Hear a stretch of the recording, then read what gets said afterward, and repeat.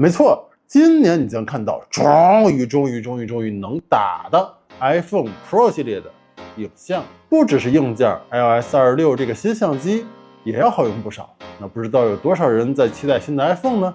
欢迎弹幕先走一波。Hello， 大家好，我是 JT 鸡头。那老粉可能还记得，2年前在 iPhone 15 Pro Max 第一次上多次反射长焦的时候，我就出过一期超前瞻的解析。那当时我的预测是这个样子的。实际等向焦距可能依旧在77到85毫米左右。如果激进一点，传言中的5到6倍是真的，那它带来的很有可能是一颗支持硬件裁切的4800万像素长焦硬件，裁切出来的5到6倍变焦，它得到的是一颗2.5英寸的传感器。那么在这个基础上，85毫米的等向焦距 f2.4、f2.6 的光圈，基本算是 iPhone 厚度下的极限了。后来的事情大家都知道了，不过现在回头再看这个预测，也许在今年还真能歪打正着。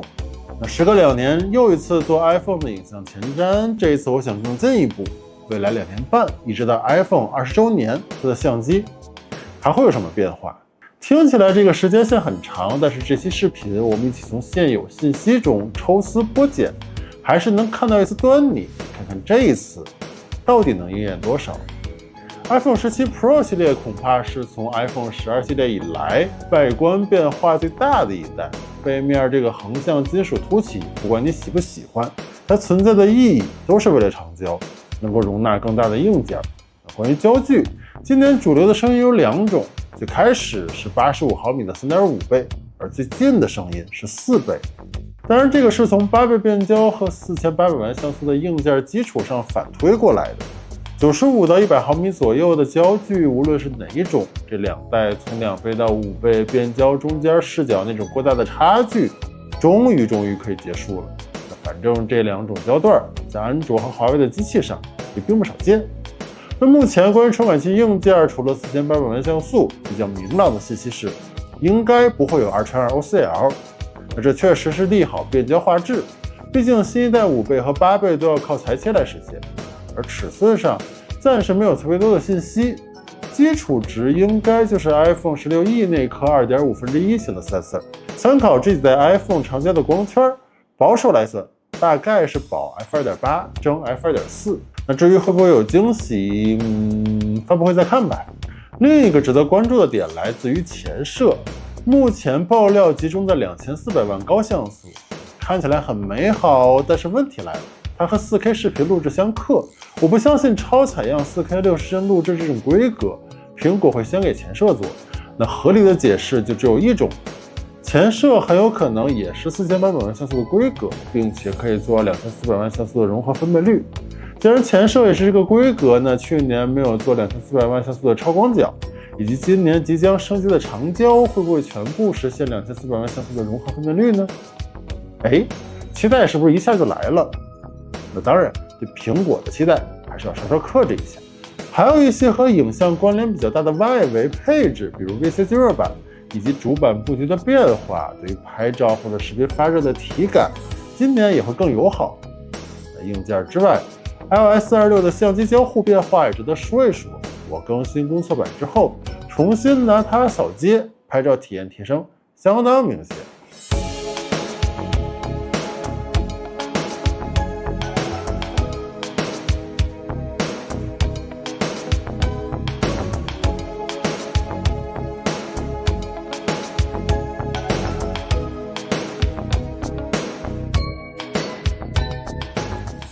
很难能可贵的把简洁沉浸和功能易用做了相当不错的融合。一眼望去，除了快门按键，界面上做了大刀阔斧的删减。这2年机测摄影的趋势是融合，之前独立出来的功能会一个个消失，就好像自动人像模式出现之后， iPhone 的人像模式你打开还多吗？那视频可以直接拍摄 4K 120帧，慢动作是不是更不常用？至于这个新的拍照页面上，你能看到的只有照片和视频2个选项，其他模式被很好的隐藏。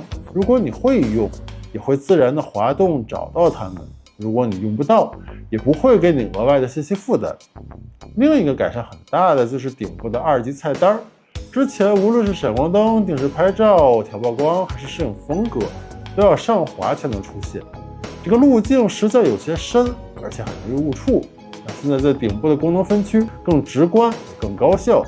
你在外部可以操作，也可以点进去看到全部的功能。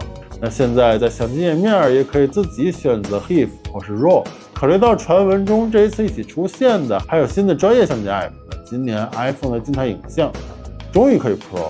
而且不得不说，这个液态玻璃的效果在相机页面上的实时渲染确实很有意思。它渗透在每一个菜单选项中，以及取景器的画面交融。这可能是目前 iPhone 上最贴近 Vision Pro 那种混合现实交互的场景。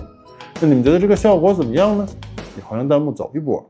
如果你有关注到最近关于苹果的爆料，你会发现2027年这个 iPhone 诞生20年的节点，对于苹果来说也是一个代表性的大事件，就像17年的 iPhone X 一样，做更多的形态探索。尽管时间还早，变数依旧很大，但是这2年 iPhone 本身的硬件变化也放缓了不少，还是能看到很多的端倪。目前很多爆料都指向真全面屏在全玻璃机身，但是屏下技术从2017年就喋喋不休，到如今依旧是镜花水月。算法和硬件是不是真的能解决相关的问题，还是会保持一些悲观。毕竟这么多年还在坚持屏下的产品线，依旧能看到明显的瑕疵。因此我对这个形态上的突破并没有那么看好，就好像苹果的折叠屏一样。至于更重要的相机，有2条线。首先，苹果也在测试2亿像素主摄，也许在明年就可以看到。很明显，我们应该看不到2亿像素的 RAW， 应该不会有吧？那2亿像素更多还是可以保证更好的2倍以及3倍的裁切画质，无论是照片还是视频都会受益。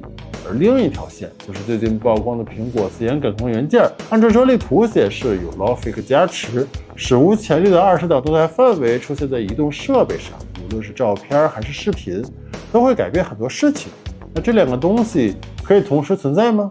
那在 iPhone 上，这2个传感器如果真的是按照明年和后年的顺序更新，更有可能的是在2027年春季更新的标准版 iPhone 上也用上2亿像素镜头。而 Pro 系列则独享自研 Sensor 的超高动态范围。当然，我觉得按照苹果的作风，距离超广角和长焦都用上，还能再磨个1-2年。那其实自研的感光元件应用，看起来在 Vision 系列出现的概率会更大一些。这个超强的动态范围，很明显更适合那种依靠摄像头来捕捉混合现实背景的应用场景。好像结尾又有一些落入到是在给未来混合现实布局的思路，但是对我来说，尽管 Vision Pro 并没有掀起太大的波澜，但是这并不意味着这个品类没有未来。相反，目前硬件形态上的过渡以及生态的搭建时间周期都被明显拉长了。未来会怎么样？也许这2年半还会有一个新的答案。那不知道你还有怎样的看法呢？也欢迎评论或者弹幕和我分享。好啦，以上就是本期视频的全部内容，我是 JT 鸡头。如果你喜欢内容，求赞求关注，下期再见。